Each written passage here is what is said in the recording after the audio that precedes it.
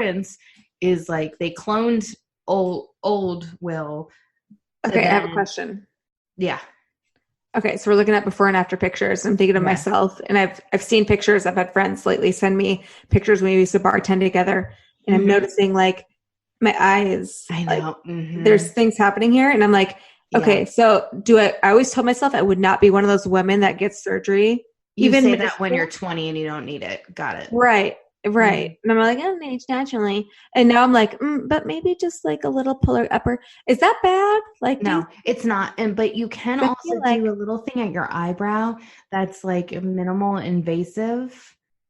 That'll give you a little bit, but it will dissolve. Your body will dissolve it. So it's not long lasting, but it'll give you a little bit of an effect until you're about 40, 50. I just want a little bit of an eye lift. I would just like all the fat between my eyebrow and my eyelid to disappear, and then the corners of my eyebrows to go up about 1/3 of an inch. Yeah, like that. Technically, like it's a clinical thing. Like, I mean, it'll affect your vision. So at some point, you're going to need an eye. Oh, my vision's already fucked. Like that's been. I'm trying to have you like not care that you're getting an eyebrow. So just take it. Like at some point, you're not going to be able to like see because your eyelids are going to fold over your eyes. But don't feel bad about it. Okay. I do need to get a touch up. But anyway, so aging just sucks. But yeah, we'll post the link of the before and after, or the then and now of Fresh Prince of Bel-Air. It is fascinating, and we'll post the link, but I'm not sure there's not a whole bunch of spam in it, just disclosure. To be fair, once I opened it, I'm like, ooh, this doesn't feel right. Like it doesn't feel right. But I Googled Fresh Prince of Bel-Air then and now, and that's so. We need to create our own story like this so that we can get a whole bunch of people to go see it, and we can grab their information and force them to listen every single week. That takes a lot of effort. I really just want like a $25 sponsor. Force them to listen. I just want. It's so funny. If you just want to handle our Spreaker. I want to know what that cyber threat looks like. You must listen, or we will ransomware your computer. Yeah, like, I want to know. It'll be like, hey, bitches, you haven't listened in a while. Here's our new episode. It's going to force play across your machine. Either you can plug in your headphones or let everyone at work. You got 30 seconds to shut your shit down because we're getting ready to autoplay. I really like this idea. Hey, Alexa, play It Got Weird podcast. Oh, you bitch. Yeah. You just looked up some shit. Dude, did you hear that? So you probably did. But a Dutch company, out of all companies, a Dutch company reported that Alexa is recording nonstop, not just what you cue her to, but nonstop. Did you hear that it was a Dutch company? Yeah, it has to. Otherwise, how would she know what you were saying? Like, how would she know that you're saying Alexa? God damn it, my Alexa just went off. I know, but it's funny to me because I live in Holland and a Dutch company, out of all kinds of companies, reported it. I thought that was Alexa, replay all of the episodes of It Got Weird. Stop it. My Alexa's going nuts. Do you know you can't get Alexas in Holland? That's why I find it ironic. You can't? Because they think it's a security issue? I don't know what their thoughts are around it, but you can't get them here. Because I was going to bring mine over and I researched it, and you can only have them in Germany and the UK. So, but we can technically bring one there. You just can't order. You could, and if it's connected to, I think if it's connected to a mobile device, you can. There's functionality still applied to it, but not full functionality. You can't like order toilet paper or protein bars. You can still ask it how to spell shit, which is the only reason why I have Alexa in the first place. Yeah, because you have it connected to Wi-Fi. Yeah. Okay. Yeah, she could do that still. Or she can play my audiobook. Yeah, sure. Okay. All right. Well, then there you go. Podcasts. Brian, I know you may not have a person, but if you had to body swap or life swap with someone, do you have someone that you're thinking of? Because we kind of let me think about it. Joe Manganiello. Joe fucking Manganiello. Who's that? Who is that? True Blood. He was in Magic Mike too. Yeah, Magic Mike. Was he a Superman too? Hold on, let me. He is a big guy. I know who you're talking about. Wait, from True Blood? Yeah, he's for some reason he just is. And I am totally comfortable with myself and my body. Like we have already had that conversation. Like I don't think that I'm like any gift to anybody. That's not my point. I just feel really good about myself, and it's like, Isn't it Joe Manganiello? I don't know. Manganiello. I actually looked up how to pronounce. No, I looked up the pronunciation. It's literally in your notes. I can't read. He's one of those guys that looks very approachable. He's very good looking. He acts very super approachable, but he's also at the same time he still kind of intimidates every single guy in the room that he walks into. I mean, like that guy walks in the room and every single girl's checking him out. I don't know. I might have to put him back on my list. He was on my list with the release of Magic Mike 2. Yes, it was Magic Mike 2 where he did the wedding scene. He made himself he did a strip song to Fuck You Like an Animal. Nine Inch Nails. What was it? Nine Inch Nails. The lyrics are Fuck You Like an Animal. It's not the name of the song though. As actors, so good. By the way, I did just see the new Top Gun trailer. I support this swap. Just putting it out there. I don't know how to take that. I support it. Just saying. Here's the deal. Like, so I saw the Top Gun trailer, Top Gun 2 or Maverick Top Gun, and I was like, oh, good for you. Like age, like Tom Cruise, I don't know how you're doing, even you have body doubles, whatever. I mean, some of the stuff you're doing, like I did a slip and slide it's 2 weeks ago. I don't care what it is. I did a slip and slide 2 weeks ago, and I'm like, honey, why am I sore? And I'm like, 2 days later, I'm like, God, I'm really sore. And he goes, well, you did do that slip and slide move the other day. And I'm like, oh, that's totally what it is. So it wasn't at a kid's birthday party either. It was just like, 12 o'clock at night and it was time to do the slip and slide. Listen, I had enough drinks in me and I thought it was a good idea to do the slip and slide. And I did it and I made it all the way to the end of the great pool and then may or may not have surpassed the little mini pool into the yard and had grass shavings on me, but I felt great about it. And we'll be posting that video on Instagram, so just check that out.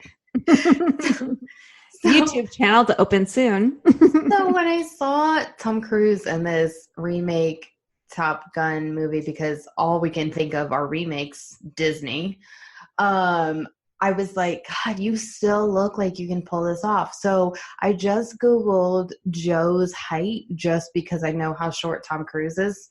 No offense. Like, pretty short though. Yeah, he's tiny. You picked an avenue that works for you. Congrats. Joe is 6'5". Yeah. He's a big dude. So I also support that body swap. Yay. I don't, I think that but here's another question. Okay. Yeah. I work in a field of media where we're dealing with women that are, very proud of their bodies, but also have to be subjected to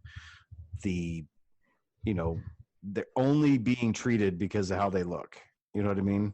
No. And yeah, I understand. I've had the conversation with lots of people about, oh, you poor pretty girl. I'm so sorry that everybody treats you amazingly. But they treat you because they just like your body. They don't care what book you read. They don't care, you know what I'm saying? Like, it's pretty thin. And if I look like Joe Manganiello, I would have the same problems that beautiful hot women like you two have to deal with all the time, with people just trying to pretend like they're your friend to get with you. And you don't think you can handle that? Well, I don't think that I think you could handle it for a while, but I mean, let's be real. Eventually you're going to be like, I kind of want somebody to ask me what my fucking favorite color is for the real reasons, not because they want to buy panties for me. Hey, Brian, what's your favorite color? Oh, fuck off. What's your favorite flower? Oh my God. But please tell me you know what I'm talking about. Boxers or briefs. Of course. I'm supportive. Of course I know what you're talking about. Okay. Yeah, we've just been conditioned for this for a while and we're fine with it. But it's not okay, and you shouldn't be fine with it. And I'm not trying to be like the guy that changes, but I mean, So, some of this okay. is survival and some of this is hunting and gathering, and I get it. And I'm not trying to be like, hey, you don't want to look hot so you don't attract men to you. I'm not saying that. Honestly, Like, this is something that Jenny and I can say this because I know you used to be a bartender. We've dealt with this our whole fucking lives. And honestly, it's really benign at this point. Like, I think we both have learned lessons from it and we both have developed from it. But it's just another piece of shit on it's bird shit on your windshield. Like, you just wipe it away and you move on. Like, we're not traumatized by it. But here's, it's not, Cassie, because not you, but like people that have gotten to this point in your life where you're at right now and you're like, okay, I accept it. It's just the way things are. Look at other women coming up that are utilizing it or using it badly, goodly, whatever. So, okay. True. And I hear you. Judgment there, yeah. I hear you, but there's an understanding where it's different from accepting something because that's, quote, what it is, unquote. And there's a difference between acknowledging it, learning from it, growing from it, and then learning how to manipulate it later. Like, there's a big, big difference in leveraging that kind of information about how society works and how our social system works because you've learned these lessons the hard way. That's very different from just acknowledging that's the way it is. I do not in any way, shape, or form support that's the way it is. I do, however, acknowledge that shit happened to me earlier in my life that I now get to understand how it actually works in the real world and make that work for me. Because sadly, yes, society has a system. I can't change it all on my own, but I can make the best for myself leveraging that information. Okay, so we talked about double standard a couple. No, you're great. Okay, double standard. Sorry. A couple episodes ago, and it's not as it's a funny episode. So go back and listen to it. But it's not as I probably should have saved that. Shit that we've done. But, you should probably hear it. No, I'm just saying, Sorry, like, you Brian. hear double standards and you're like, I don't really want to listen to that. But it's funny. It's a different take than what you're thinking. But I had someone ask me, they were talking about something, and I said, I grew up in a situation where, like, a lot of the guys that I dated, I worked with. I had some interesting situations with some bosses. And as I look at it, I had a great coming up and I had a great workspace, and I ultimately did everything in the work avenue that I wanted to do. And when a guy got out of turn and I didn't want to do it, like, I shut that down.